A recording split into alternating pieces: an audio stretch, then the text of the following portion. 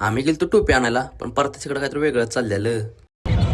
और वस्ते धाड धाड तर चला काय विषय झाला ते सांगतो तुम्हाला. सकाळ सकाळ उठून गेलो जिमला.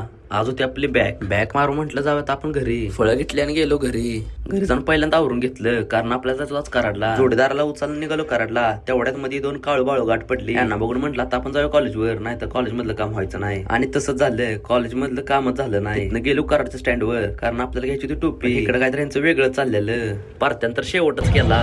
और वस्ते धाड धाड तिथनं गेलो जोडीदाराला चप्पल आणायला. चप्पल घेतल्या निघालो घरी, पण म्हटलं आधी काहीतरी खाऊन घेऊया. तिथनं गेलो नगरपंचायत मध्ये. आपल्याला एक काम लागलेलं, कागदपत्राचं काम म्हणजे डोक्याला ताप. तरी आपलं काम झालं तासाभरात. तिथनं गेलो शिवणीला, कारण आज होतो दादांचं गावदेव.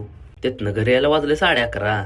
रस्त्यानं जाताना लाकडाच गोळा करायला चालू केली. गारच एवढं लागत होतं की आता ह्यांची काय चूक नाही. शेकत बसलेलो, पण रात्रीच्या 2 वाजायला काय कळलंच नाही.